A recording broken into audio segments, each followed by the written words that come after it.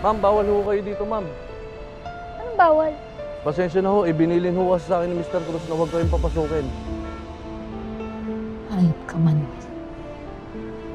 Anong bawal? Hindi, papasok ako. Umas ka dyan, kuya.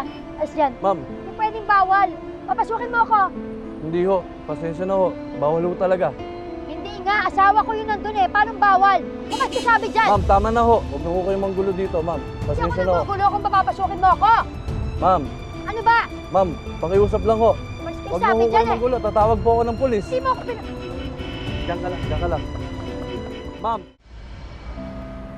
Umalis din ho siya, ma'am, nung sinabi kong tatawag ako ng pulis. Okay, good. Salamat, Opo. kuya. Mag-iingat po kayo, ma'am, ha? Sige.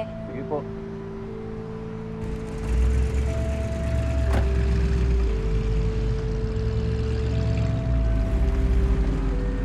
Ate, sabihin kaya natin kila tatay na pumunta na ulit dito si Hazel. Pag-uwi na nila. Si kuya ang tawagan mo. Sabihin mo, mag-ingat sila. Baka sa office sumugod si Hazel. Tigil! Tumigil ka! Ikaw, labas ka dyan! Labas dito! Bunso, dito ka lang ha. Ano ba problema mo? Nasaan si Manuel, ha? Nasaan si Manuel? Bitawan mo nga! Nakita ko sa picture si Manuel nasa airport kasama ng nanay mo. Ano, mag-honeymoon sila? Kuya, si Hazel sinugod ulit kami. Pumanong siya sa daan. Pagkatapos na ako nandun, ha? Ay, nasaan ang tatay mo? Nasaan? At bakit ko naman sasabihin sa'yo, ha? Ano? Ano sasabihin mo, ha?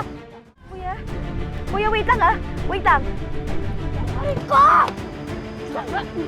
Sabihin mo sa akin. Bitawan mo ako! Sabihin mo sa akin.